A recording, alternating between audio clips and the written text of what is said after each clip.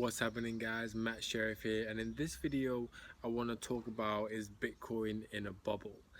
And going through Facebook, Google, if you check certain online sites, a lot of the headlines now are talking about Bitcoin being in a bubble, certain factors which are pointing to different things. Certain people like Mark Cuban, or if you're seeing different celebrities saying Bitcoin's in a bubble, but then you're seeing other people say no, it's not for these reasons. In this video, I'm going to talk about certain things on different side of the fence, as to why or why not Bitcoin's in a bubble, and then I'm going to kind of give you my conclusions and what I'm thinking on the subject. So, reasons for Bitcoin being in a bubble, and people talking a lot about history and kind of what's happened in the past. And if you look at certain commodities and Bitcoin as a digital asset, that when things go up really quickly, there is always usually a slight or a harsh drop off depending on the slope of the upwards and downwards phases. And when something gains a lot of traction quickly, historically it does come down. It's kind of talking about the same thing as the tulip mania. I don't know if you've heard about that, but to put it into a short story, in history there was a time when tulips became really popular, and they were a sought after flower, and they almost became like a commodity, and people wanted them, people traded with them, trading tulips for different goods, different services. People wanted them because they thought they were precious. They would put a high price on them, and tulips just started going up and up in value. And there came a time then when obviously tulips don't make for good currency. They're a flower, so they only have a short life. So there came a time when it just crashed and the tulip mania was done. And that's kind of what people are kind of comparing Bitcoin to, and I see a problem with that, and I'll talk about that later. But another factor in terms of Bitcoin being in a bubble is that a lot of people are using it as an investment tool. And when Bitcoin was created in 2009, it was obviously for peer-to-peer transactions and to have control over your own money without any third-party authority having to, control or put their hands on it. So with a lot of people speculating and using Bitcoin as this vehicle that's gonna maybe make them money, that can always be a bubbly feeling, because if you aren't getting into it kind of with the right knowledge, with the right mindset going forward, it can be shaky as this pyramid sort of thing starts to develop. And what I mean by that is, if you look at years and years ago, 2009, 2010, the people that had this and the people that had Bitcoin in their hands were coders and computer technology people who understood cryptography, understood the blockchain and the solution that Bitcoin was going to bring. Not a lot of other people had it until 2012, 2011, 12, 13, when it started to gain traction. And then people who saw the big picture kind of got in even early, and then obviously I've made money, crazy amounts of money over the years. And now you see Bitcoin starting to get into more headlines. It's starting to get more mainstream around the world, and this market is very young and new. But as it comes into the mainstream and comes into the average person, and people using it as a speculative investment tool, that can have a bubble type feeling, and obviously that creates that huge upwards trend. And Bitcoin historically has ups and downs, but in terms of what people are saying in terms of a bubble to come crashing down, that will be interesting to see throughout the year. So kind of looking at the argument for the bubble, speculative investing, a huge upwards trend, not being able to hold it physically. It's not gold. You can easily lose it if you don't kind of take the right precautionary measures, because at the end of the day it's unregulated, it's decentralized, you're your own bank. So if you lose the wallet or whatever it's in, you can kind of say bye-bye to your bitcoins. But there's a lot of legitimate ways and easy ways to store it that are absolutely fine. I don't really see much in there, but it's something to think about, something what people are saying.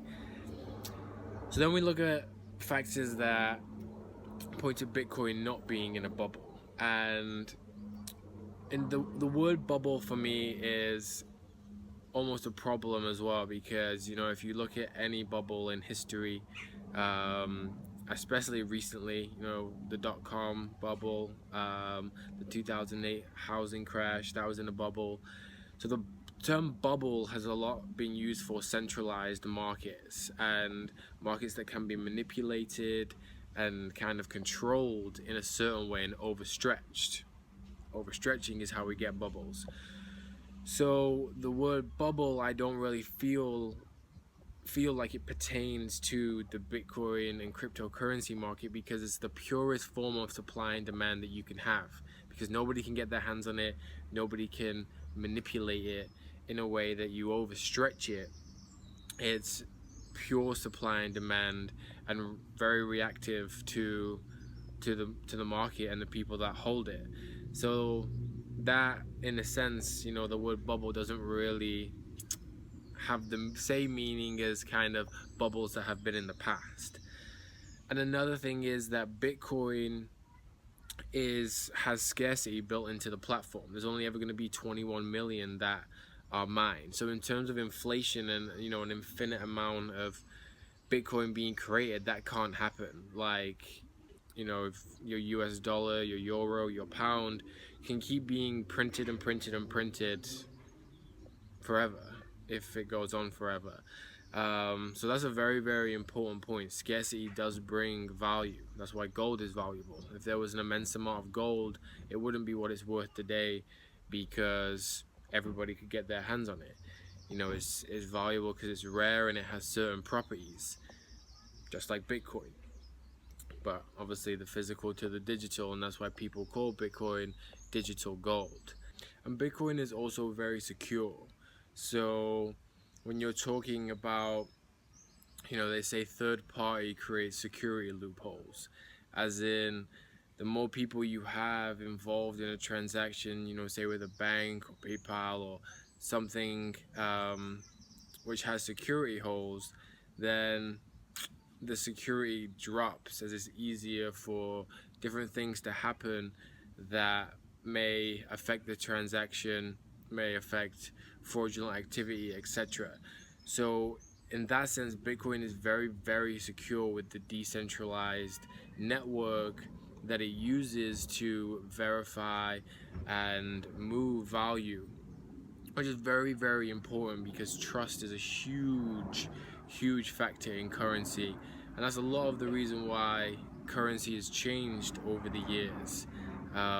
Throughout history, if we've had so many different currencies, from feathers to stones to salt, to gold to silver, now to paper. So trust has always been a huge factor, and the way that the blockchain is built and being mathematically verifiable in the way we move information, now we can move that information and move value in a secure and trusted way. So that's a huge factor too, especially when we're talking about bubble, and being overstretched. Everything within the blockchain is traceable, and the movement and where the money is and where the Bitcoin is. So I just think it's a very different term than a bubble. So just to summarize, looking at the Bitcoin bubble, the full argument, talking about heavy rises, speculative investing, and Bitcoin being so new and something that you can't hold, possible to lose, people don't really understand it, etc., etc. The against argument of Bitcoin not being in a bubble is that the term bubble doesn't really apply to this kind of market, as it's pure supply and demand. There's a scarce amount of Bitcoin, so it can never, inflation at a certain point when everything has been mined can't keep happening like it can with your paper currencies. It's very secure, it's trusted, and it's verifiable with the blockchain technology.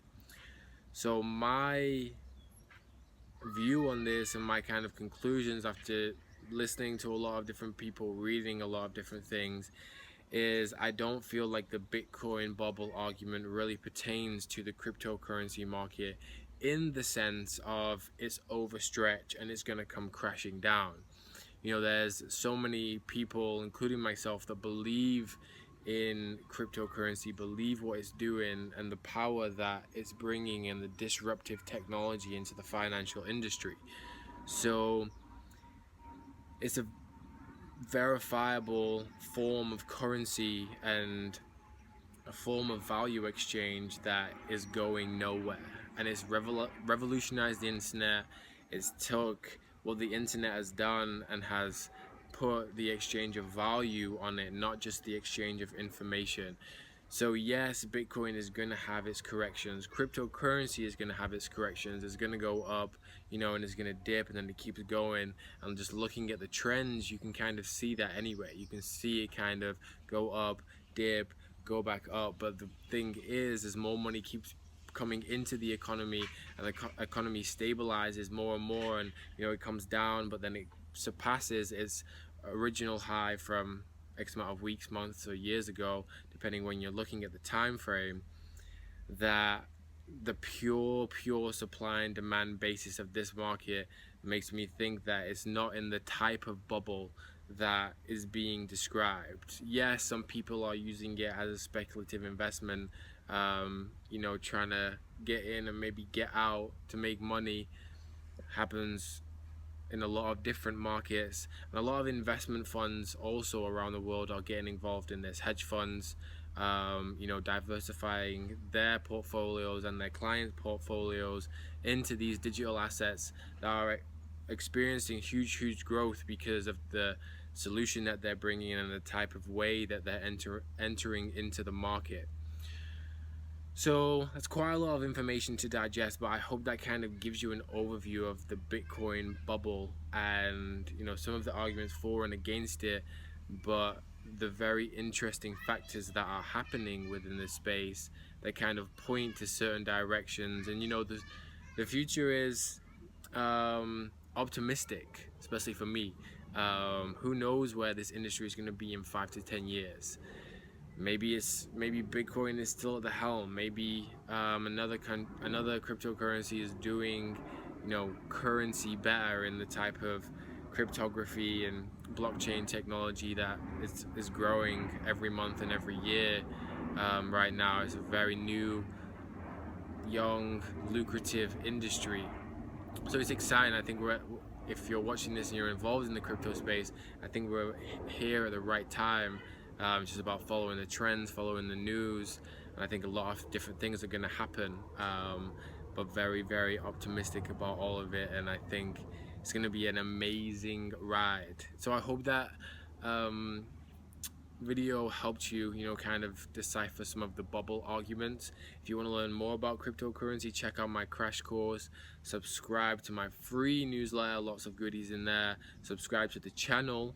I'll see you on the next video. I'm Matt Sheriff. Have a great day.